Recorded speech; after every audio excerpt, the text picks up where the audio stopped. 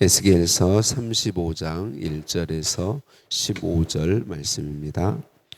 또 여호와의 말씀이 내게 임하여 이르시되 인자야, 내 얼굴을 세일산으로 향하고 그에게 예언하여 이르기를 주 여호와께서 이같이 말씀하시되 세일산아 내가 너를 대적하여 내 손을 내 위에 펴서 내가 황무지와 공포의 대상이 되게 할지라. 내가 내 성읍들을 무너뜨리며 내가 황폐하게 되리니 내가 나를 여호와인 줄을 알리라. 내가 옛날부터 한을 품고 이스라엘 족속의 환난 때 곧 죄악의 마지막 때에 칼의 위력에 그들을 넘겼도다. 그러므로 주 여호와의 말씀이니라. 내가 나의 삶을 두고 맹세하노니 내가 너에게 피를 만나게 한즉 피가 너를 따르리라. 내가 피를 미워하지 아니하였은즉 피가 너를 따르리라. 내가 세일산이 황무지와 폐허가 되게 하여 그 위에 왕래하는 자를 다 끊을지라.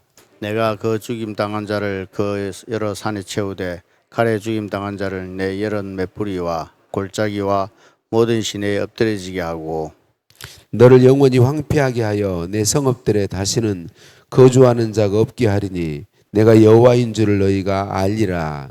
내가 말하기를 이 두 민족과 두 땅은 다 내 것이며 내 기업이 되리라 하였도다.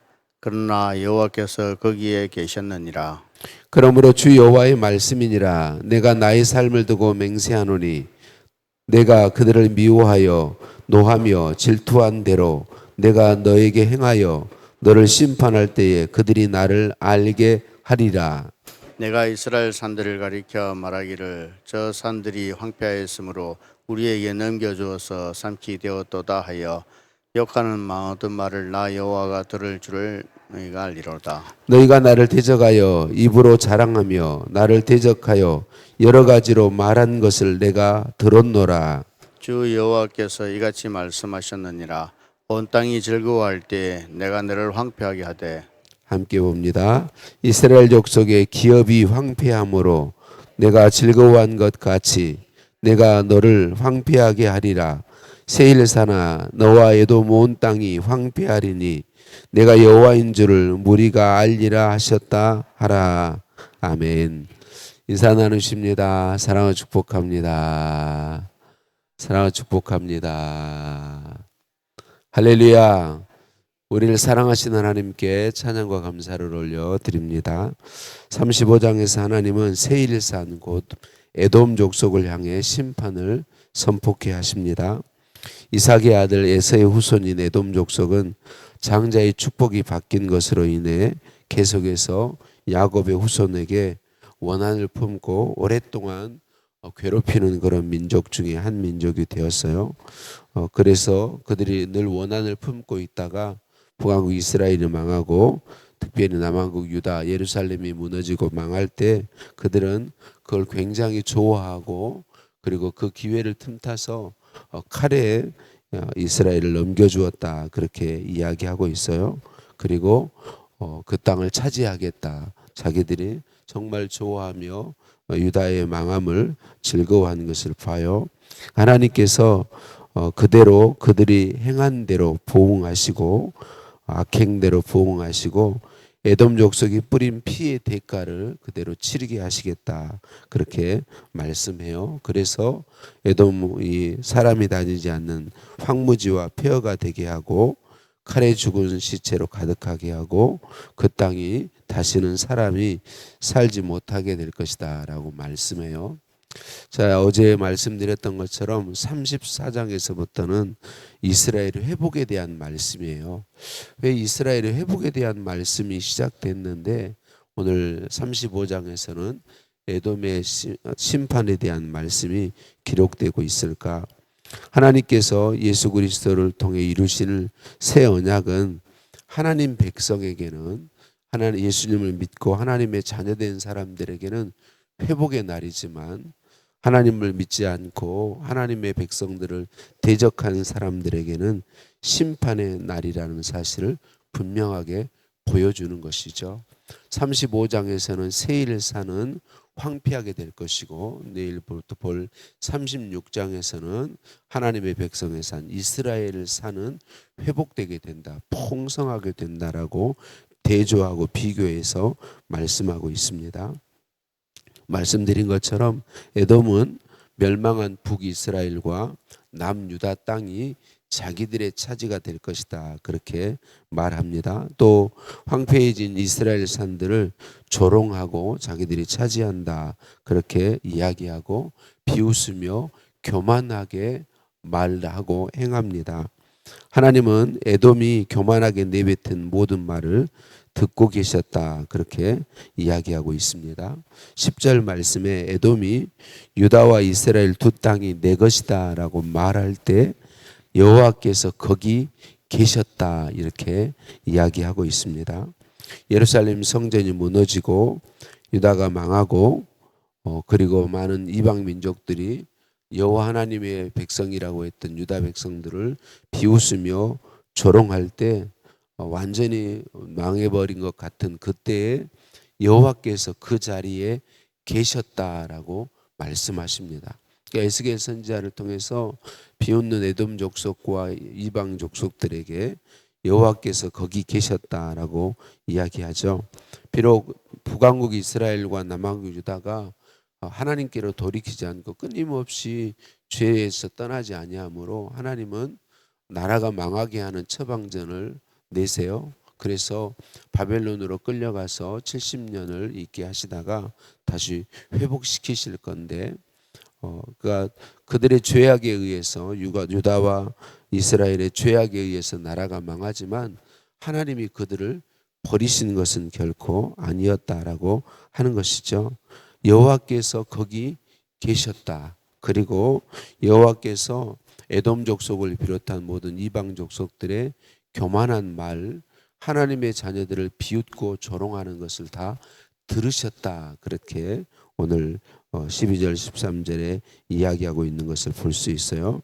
들으신 하나님께서 그들이 말한 대로 다시 돌아오게 하셔서 그 땅을 황폐하게 하겠다, 이방 족속들과 에돔 족속을 황폐하게 하겠다. 그래서 하나님의 사람들이 하나님이 여호와가 유일한 신이신 것을, 하나님이 하나님 되신 것을 알게 하시겠다, 그렇게 말씀하고 있어요. 하나님께서 심판하시는 날 모든 사람들은 하나님의 하나님 되심을 알게 될 것이다, 그렇게 말씀하고 있습니다. 그래요, 사랑하는 성도님들, 우리가 믿는 하나님은 살아계신 하나님이십니다.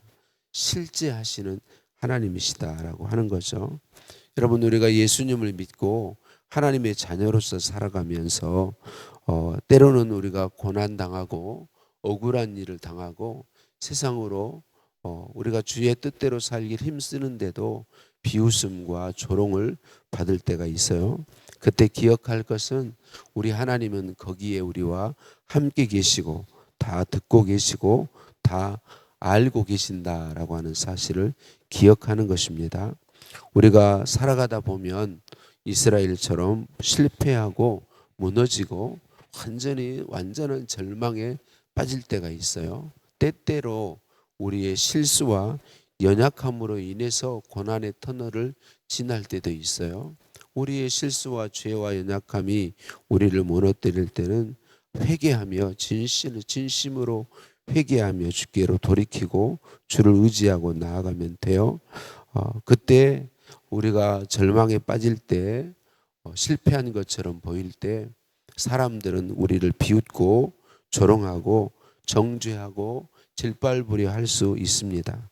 그런데 그때 우리가 어떤 태도를 취하느냐가 정말 중요합니다. 우리는 하나님이 살아계심을 믿는 사람들입니다.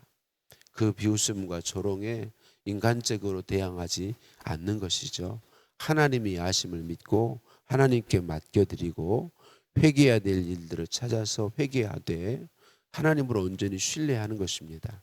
하나님의 방법으로 대항하는 것이죠. 하나님의 방법으로 대항하는 게 무엇입니까? 선으로 악을 이기는 것입니다.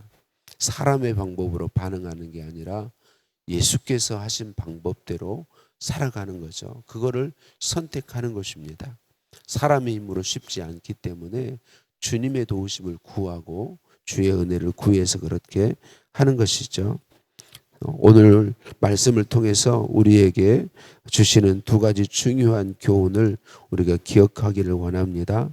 하나님이 그 고난의 현장에, 억울함의 현장에, 비웃음 당하고 조롱당하는 현장에 하나님이 계시다라고 하는 사실을 믿는 것입니다. 하나님이 실제하고 계신다. 하나님이 실제하고 계신다라는 사실을 믿는 것이고, 두 번째는 하나님께서 다 듣고 계신다, 그렇게 말씀하고 있습니다. 하나님이 다 듣고 계신다. 그래서 하나님의 때가 되면 아버지가 자녀의 억울함을 갚아주듯이 온 땅의 주인이신 하나님께서 하나님의 자녀들을 회복시키실 것이고, 비웃고 조롱한 사람들에 대해서 하나님이 친히 일하실 것이다 라는 사실을 우리는 믿을 수 있어야 한다는 거죠. 동시에 여러분, 입장이 바뀌었을 때도 또한 기억해야 합니다. 저와 여러분은 너무 연약한 존재들이어서 누군가 실패의 자리로 갔을 때, 누군가 어려움의 자리로 갔을 때 비난거리들을 찾습니다. 정죄하기 십상입니다. 조롱의 말들을 하기 십상이고 비판의 말들을 하기 십상인 것이 우리들이죠. 여러분, 그때 우리는 하나님이 거기에 계시다는 사실을 기억할 수 있어야 합니다.